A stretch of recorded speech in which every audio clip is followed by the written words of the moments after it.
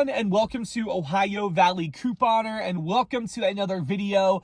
This video is going to be one of my chat videos, which I've actually had several of you guys say you really do enjoy these chat videos. I do regular coupon matchup videos for Walmart and Kroger, and I also will do like Ibotta hauls if there's a good bonus. I'll go to other stores too sometimes depending on what's going on.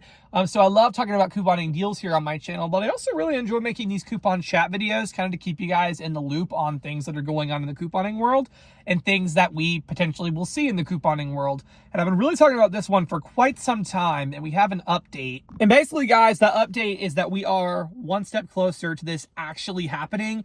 A city council actually voted in favor of this, and that is what we're going to be talking about today. And that is going to be about banning digital coupon-only deals. And that is something that we have been talking about here probably for at least a year, because there have been several states trying to pass such an ordinance that it would ban digital coupon-only deals, saying that it's discriminatory, saying that it's unfair to seniors and people who can't access computers or phones or whatever to download the coupons. They're saying that it's not fair, that it is only, like there are some deals that are only digitally available. And look at Kroger, for instance. Kroger has so many weekly digital deals. In fact, there are times that they run digital coupon events where you have to clip the digital coupon to get it for this price. In addition to the weekly digitals, there are times where if it's not like a mega event or something, it's typically a 5x coupon event. And this, causes a lot of confusion, both young and old. Like, I don't say it's just seniors. I've seen plenty of young people, younger people think like, oh, I thought I was going to get it for this price, and, it didn't work. Well, it's because you didn't clip the digital coupon. And it's tripped a lot of people up, but not only that,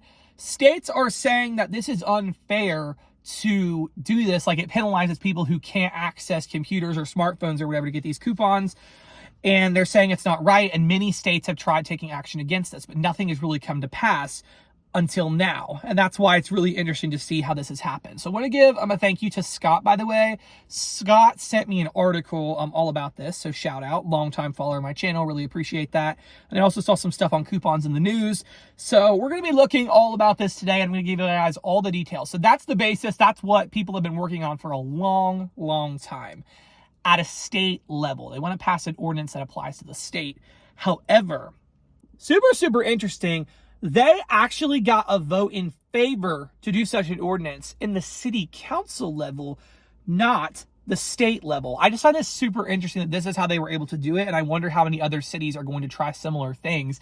And oh my goodness, guys, I thought about how they could do this at the state level, but I really didn't even think about a city level, like city banning this at certain stores. And here's my thing is, I think that even if it just happens at a city level, I feel like it's going to, corporations are going to, it's going to be really hard for them. Okay, we got to make this change in this city versus this city. I feel like it's going to make companies adopt like national changes at a corporate level for all their stores, but I could be wrong. But let me go ahead and give you guys the details. So San Diego, California, they're becoming the first jurisdiction in the U.S. to require grocery stores to provide paper versions of digital coupons. City Council voted in favor of an ordinance that mandates any grocery store offering digital discounts to provide physical coupons for the digital price upon request. So they have to, if somebody says, I don't have the coupon, like I can't clip a digital coupon, they have to be able to provide a physical coupon for the digital price upon request. By the way, guys, sorry if the background noise is distracting. It is raining a little bit, so that's what you're hearing. But if you like the sound of the rain, then this is good for you. So anyways, the business and the goal of this is they want to provide, equal playing field basically for everybody to be able to get the deals, whether they can access the internet or not, or a digital device. So doing that, they have been working on this for a while. The issue first gained widespread attention 3 years ago when a consumer advocate, Edgar Dworsky, highlighted the practice of grocery stores advertising prices in their circulars that were only available after customers activated a digital coupon. And guys, that is so true. You look in so many of these store ads and it's digital coupons, like even manufactured digital coupons. It's advertising that to get the price. So that has sparked, kind of an interest in this. So there's pros and cons. Supporters argue that digital only discounts are excluding, are discriminating, forcing people to pay more for goods if they can't get the coupon. So there's that. Opponents of this measure are raising concerns about how's this going to work, fearing that it could lead to higher prices and fewer discounts overall. And then grocery stores are not too happy, saying that grocery retailers argue that providing paper versions of every digital coupon, especially those from multiple manufacturers, could be costly and logistically challenging. The ordinance's broad language. So this is from Coupons in the News, by the way. I'll have that link in the description. The ordinance's broad language also raises questions about its scope as it applies to the both store and manufacturer coupons. And that has been something I've really been wondering from the get-go, because if this was just for store coupons, that would be much easier than manufacturer. So we'll get into that in a minute, my exact thoughts. But that's what they are saying. And then they're also saying that it could easily extend to drugstores, dollar stores, and convenience stores. And some worry that the requirement could increase operational costs, which might ultimately result in higher grocery prices for everyone. In response, some retailers have already started implementing their own solutions to address the digital divide, such as offering coupon kiosks or honoring digital discounts upon request. San Diego's proposal would make such accommodations mandatory, with violators facing fines of up to $2,500 per violation. So if they refuse to take the coupon off, $2,500 fine, and then it could be doubled if seniors are affected. The second reading of the ordinance will take place in the coming weeks. If it passes again, it will go into effect within 90 days. If this passes at the next reading, then this literally would go into effect in 90 days, and they would be required in San Diego to have this be a thing. Here's my thoughts on the matter. I get their point. I get that they are saying that this is, making it hard for people who can't access digital coupons. And I really do get that. I really understand that argument. But I do also understand the argument of the opposers saying that that's a lot. If they're that is very, very broad that they're including manufacturer coupons in that. Because here's the thing, store coupons, that is one thing. It's not going to inconvenience the store to, let's say, weekly digital deal, Tide detergents $3.99 with the Kroger weekly digital. They can go in and they can price override it at Kroger for $3.99 if they can't clip the digital. That's one thing. That's not going to really cost them. But here's the thing. Let's say there's a manufacturer coupon on the Kroger app for $2 off, and they can't clip the digital, but they want the discount. If they don't have a paper manufacturer coupon to scan, I don't know how Kroger would get reimbursed by the manufacturer for that, because manufacturer, even the digital coupons, if they're not Kroger store coupons, they are reimbursed by manufacturers. And so if Kroger just has to go in and take some random $2 discount and they don't have anything to submit for reimbursement, that's going to be an issue.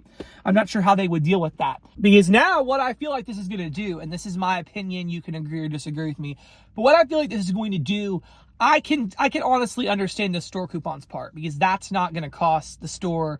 Really, if they just take the coupons off at request, if they just tell the cashier, hey, I can't clip this coupon, and the store's okay, I'll modify the price, if it's a store coupon, that's not really going to cost the store anything extra. But if they're going to do this with the manufacturer coupons, that's when it's going to really be a problem. So either A, they're going to have to implement some kiosk system where the coupons can be printed out, but then they're going to have to get the manufacturers to get on board with that as well. And then it's going to cost money to implement that and to put that in. But what if the manufacturers don't get on board with it? Then I don't know how that works. Does everyone just lose out on the digital coupons? I'm not sure. I think store coupons, that would have been a better first step, in my opinion. That's something that is more attainable. If they're really going to include manufacturer coupons too, which according to this, they are, I feel like the stores are going to lose money on it unless they have some way they can submit it in for reimbursement. And that would somehow involve the manufacturers either A, agreeing to some kiosk where it prints out the digital coupons for them to scan and they can mail it in and get reimbursed from the manufacturer, or the manufacturers are going to start putting out paper coupons again. I don't feel like that's going to happen, because most places are not doing such an ordinance. So I feel like, I don't know, I feel like people are going to have a harder time using coupons because of the change. I get that the change is trying to help everyone to be able to access the discounts, but I feel like there is merit to them worrying that this is going to bring less discounts for people overall, because it's really hard to accommodate. In my opinion, the store coupons, the weekly digital deals, I think that is something that was reasonable to have be accommodated, because essentially a store coupon is just the same as a store sale, just in the form of a coupon. The store's not getting reimbursed for that. So that's not such a big ask. That's just honoring the sale. So I get that.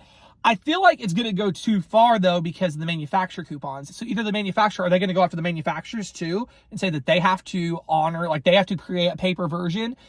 Because that's really only fair if they're going to do it that way, because the manufacturer, they take the coupons and get the money back from the manufacturer. And even if it's digital, they get that reimbursed. So how are they going to get reimbursed if they're just I don't have a way to clip the digital coupon, how are they going to get reimbursed for that? So I'm going to be very interested to see, are manufacturers going to have to get on board with this as well? I am not sure. There's a lot of unknowns. So if you're in San Diego and you see how this is all playing out, I would love to hear down below. I think the store coupons would have been a better first step, because that is, to me, that's something that's more attainable. The manufacturer coupon is just going to add a whole other layer to it. So are they going to get the manufacturers to have an ordinance that they have to require a paper coupon? Because what I worry ultimately will happen here is that the manufacturers and stores will just be like, whatever, we're not going to do this. It's too much work. We're just not going to put the coupons out at all. And that's my fear. Yeah, that wouldn't be good for anybody. So yeah, but what I'm hoping is they can maybe take it to the store coupon level. That is something that I think is reasonable. I think that is something that can be easily done by the store, and it would help people, and it also wouldn't cost the stores a bunch of money, and hopefully wouldn't limit coupons. When you start trying to go after the manufacturer coupons, that's a whole other thing. And if they're expecting the stores to compensate for that, that would be really tricky. So we'll see. Are they going to expect the stores to compensate for that, or are they going to go after the manufacturers? Yeah, it's really interesting. So, yeah, guys, that's what I got. I hope y'all did enjoy. I'll be sure to keep you all on the loop if I find out anything else about this. I'm going to be following closely on that. Thank you again to Scott for saying the article and for coupons in the news. I'll have both of those linked down below. And yeah, guys, that's all I got. I hope y'all enjoyed, and thank you so much for watching.